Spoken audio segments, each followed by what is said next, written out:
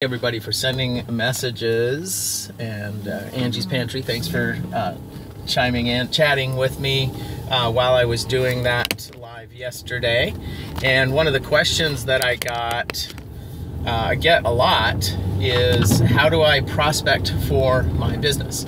So I know mainly I'm doing these videos for Thrive Consultants, but I have been doing multi-level marketing, network marketing since 1987 actively.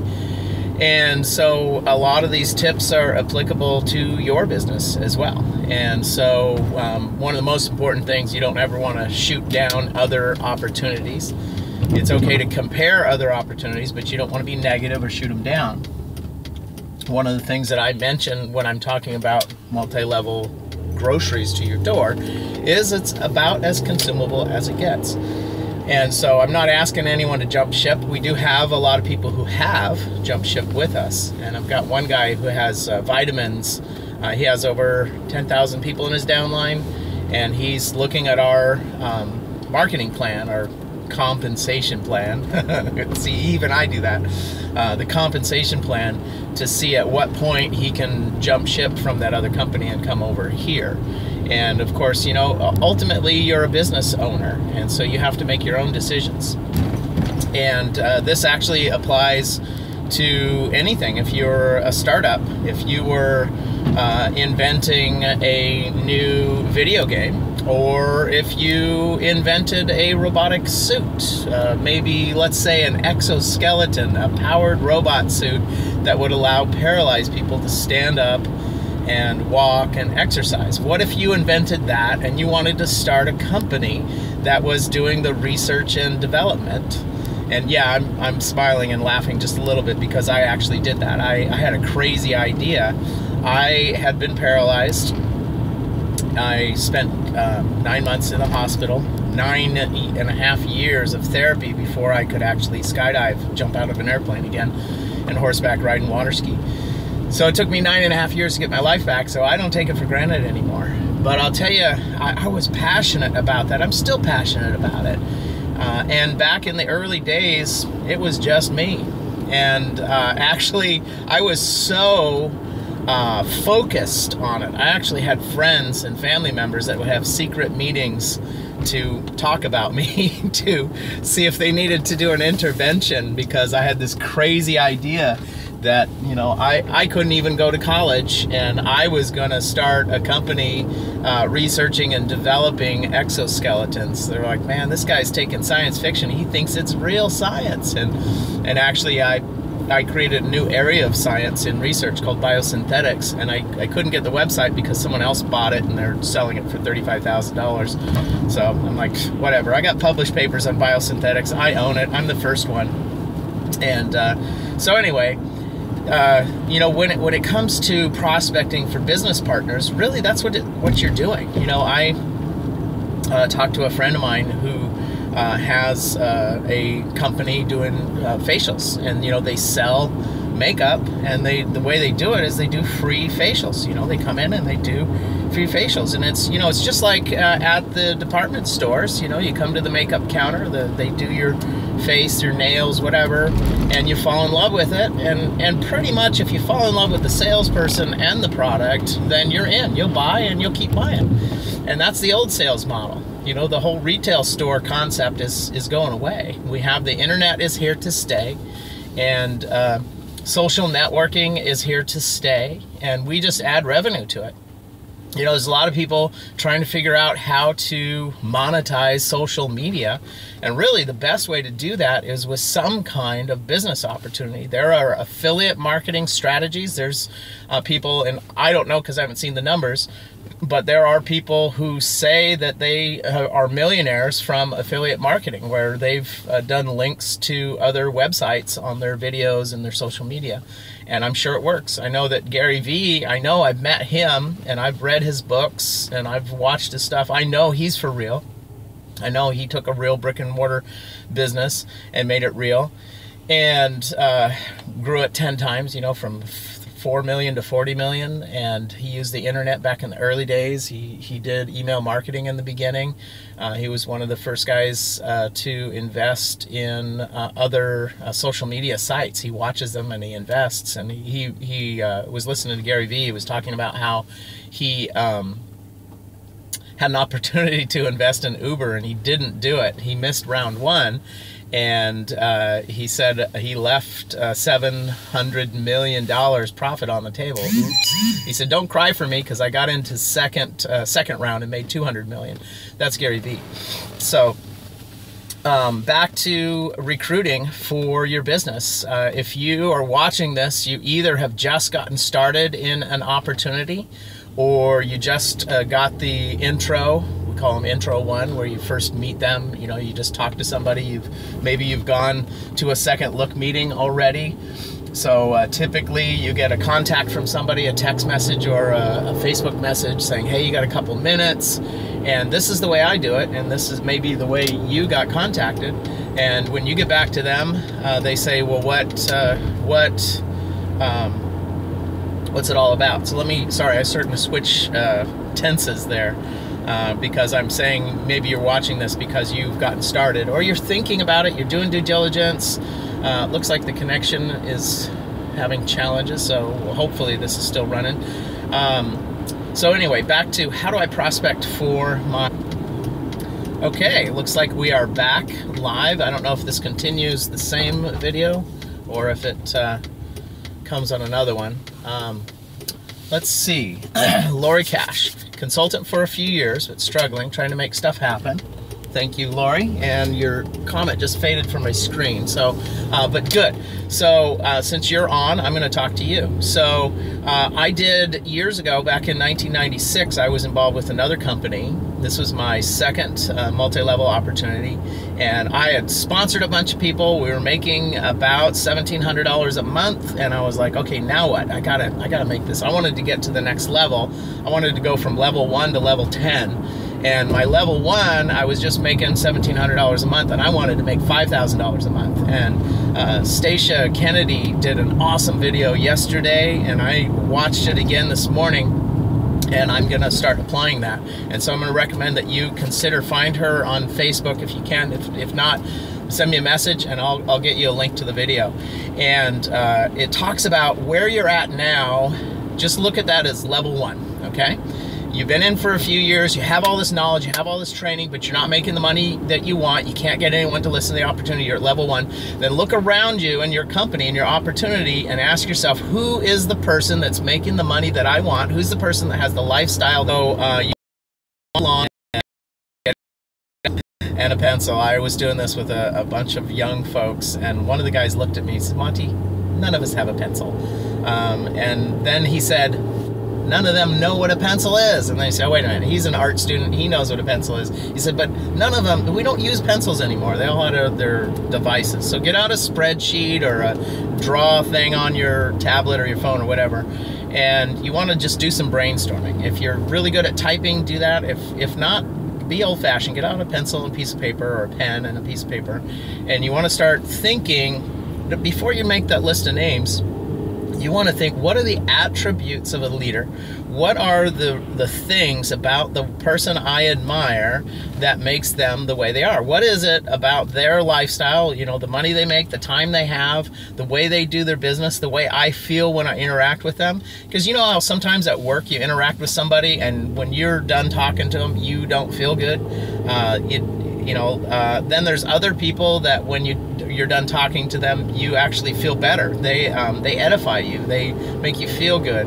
What is it about those leaders, those people that are making $100,000 a month that you like? And I'll tell you, a few decades ago, I had 4 mentors that were earning $100,000 a month. And the one thing I liked the most about them was the money they made. And I liked their lifestyle. Every one of those 4 people put family first, actually second. They put God first, family second, country third, job or career fourth, and then job fourth, and then career, this business, your own business, number 5 was number 5 in the priority. but it was okay to change those priorities for 90-day bursts or 90-day blasts.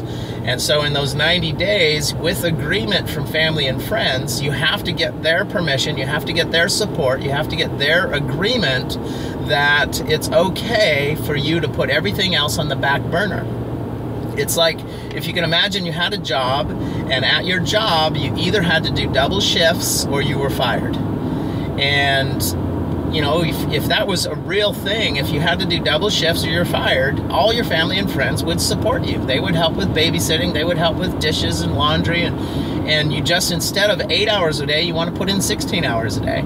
And so we always used to joke that, you know, you can be self-employed and work half days. You choose the 12 hours a day you want to work, but in reality, 12 hours is not enough. I mean, you really need to put in 2-hour shifts, 2 8-hour shifts. You need to put in doubles, at least for 90-day bursts. And so you do it for 90 days, all out, massive action. You make a big mess. You talk to everybody.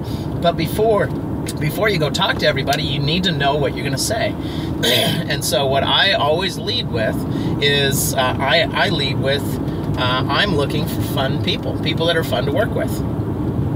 And so I listen to keywords when I'm talking to people. Do they talk about having fun? Do they talk about fun, or how things are not fun? Or are they more focused on money, or, you know, success, other things like that? I'm looking for people that want to have fun. And I want people that are willing to work hard and have fun. And then people that have fun, it's a lot of, for me, it's a lot more fun to work with them on their goals, because they have fun goals. They have fun goals like going on more vacations, having a fast car, a fun car, going skydiving, horseback riding, rock climbing, you know, fun stuff like that. And so for prospecting for your business, you want to think about, first of all, who is it that I'm looking for? You know, when I started my medical research nonprofit, who was I looking for? I was looking for engineers. I was looking for nurses. I was looking for doctors. I was looking for any students in those fields that wanted to help me. At first, it was anybody, but I realized a lot of people couldn't help because they didn't have skills. I needed some skilled people. And so when I was prospecting for my medical research nonprofit, I had a very specific need. Once we'd built the robot suit and it worked, I needed to attach it to a person without doing any harm, because I noticed when I put the thing on and walked around, it hurt. And so I needed someone to help me figure out how to modify the robot so we could combine the robot and man and do no harm. And who has a motto of do no harm, the Hippocratic Oath? Doctors. So I knew that for me specifically, I needed a medical doctor. I wanted someone who worked with paralyzed patients.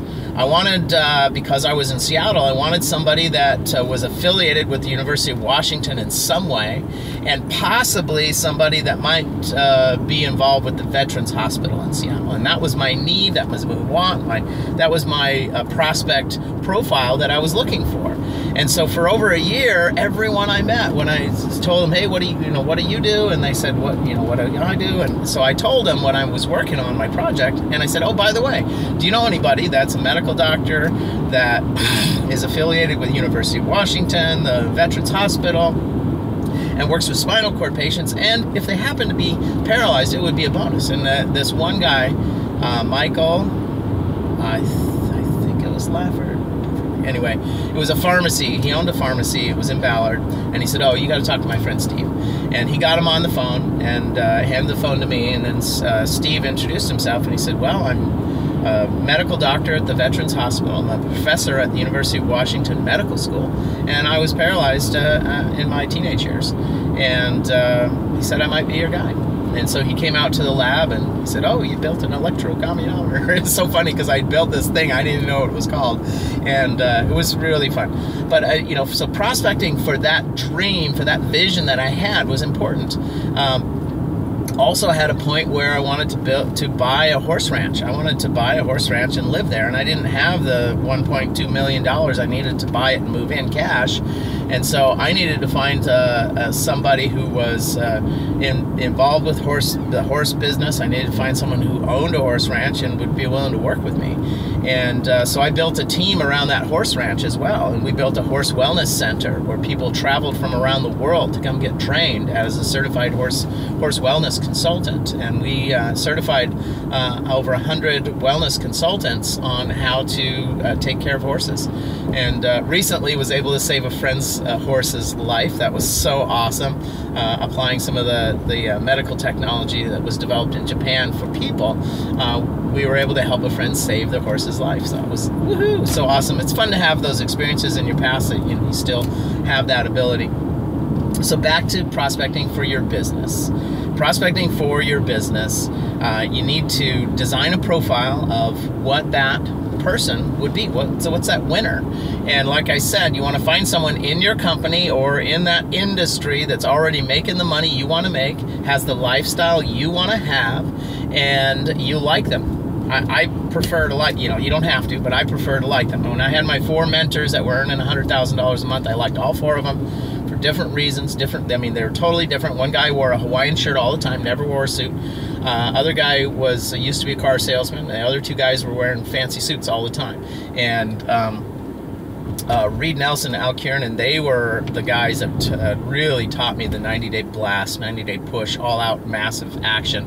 And I've invited Reed Nelson to come speak at one of our events in Seattle. He's not involved with my company, he's involved with another one, but I just love and respect him from so many years ago, all that hard work that he did mentoring me. So I'm hoping that he'll come speak. But if he doesn't, it's okay. I'm still applying his material. And so you design the profile, and then, we used to teach just brainstorm and make this huge list. And if you're brand new, it's good to do that. Building a huge list, and you probably already heard it, memory jogger and all that. You want to do that. And you want to get the name down. And it's really important that you're not putting down the names of only people you think that will fit this profile, okay? And I'll tell you why. There's a subconscious thing in your mind that if you're trying to put your names down, and you're Alice, Mark, Tom, Bob, and it's like, oh, George would never do this. So you don't write George's name down. George is a plumber.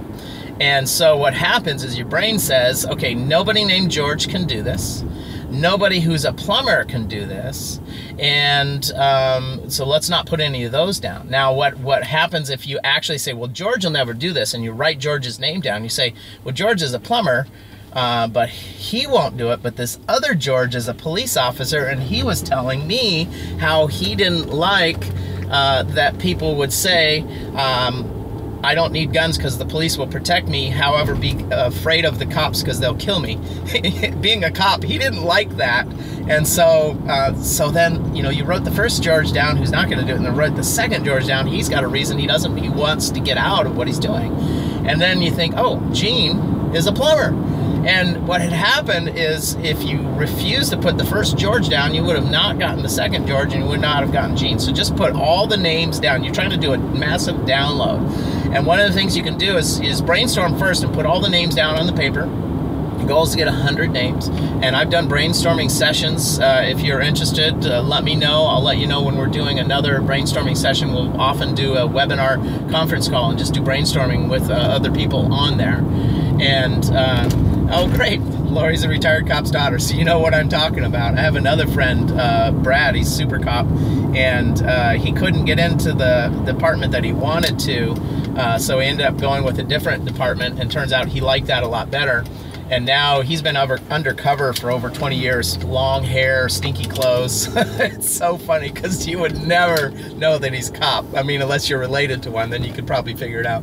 But anyway, oh man, I know this area's got bad internet connection, and it's gonna go down. So I think I'm just gonna pull over here because I know if I go up this street, then we're gonna lose the internet. Okay, so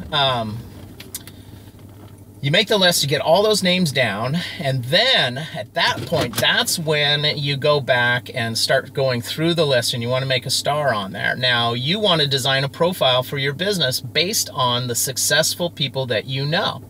And so I look at, because I'm involved with Thrive, I look at my friend, the Abbotts, my friend Holly, Sherry, Jeff and Lisa, they are the top folks. And Jeff and Lisa are the very first people that signed up in our company, and everyone, all 30,000 that have signed up are in their downline, and the 800 that are active are under them. And when I was involved with another company, Yoshi, who there was 100 people that signed up first, and all of them went away, and there was only one left. And Yoshi, he's a Japanese guy who came to America, and under him were all of those people for Nikan.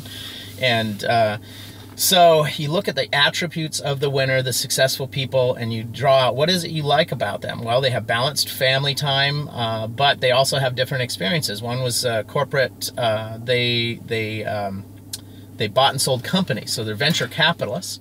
One of them was a corporate guy, and his wife, can't remember what Lisa did, but the thing that I like about all of them is they smile, they know how to laugh, they know how to have a good time. When we went on the fantasy getaway vacation, they were fun to hang out with. And they know how to work hard, and that's the thing. So you want to look at the attributes of a winner, of a leader, and what is it about them that you like, and what is it about them that make them successful, and just ask them at the next meeting. Ask them. And I went to Sherry at the leadership a year and a half ago and asked her what it was that she did, and she told me she built a team. I talked to other folks, the Abbotts, they just said, you're just going to make a mess. We'll do everything possible to get the pipeline coming. And so they did trade shows. We do trade shows. I've done trade shows in the other company. I did trade shows with this. And the nice thing about it is if your booth is set up right, you will attract and you will sponsor people right there at the table. And then the other thing is the 21 clubs. You want to make a list. You want to check it twice. You want to put stars next to anyone that's a people person, anyone that's a leader, anyone that has some kind of leadership in the community, anyone that's an entrepreneur-minded, own their own business, anyone that's corporate executive type. Beware, some of the corporate executives will say, I would never do multi-level marketing, but most of them are like, yeah, I can see that's a billion-dollar, multi-billion-dollar industry. I'd be interested in that. And food, for us, food's a big business, but all the different industries are huge. Multi-level marketing, network marketing is multi-billion-dollar industries in the U.S. and around the world. It's huge. I don't know what the number is. But then you want to reach out to them and know that everybody eats. That's right. Yes, I can eat my inventory. Exactly.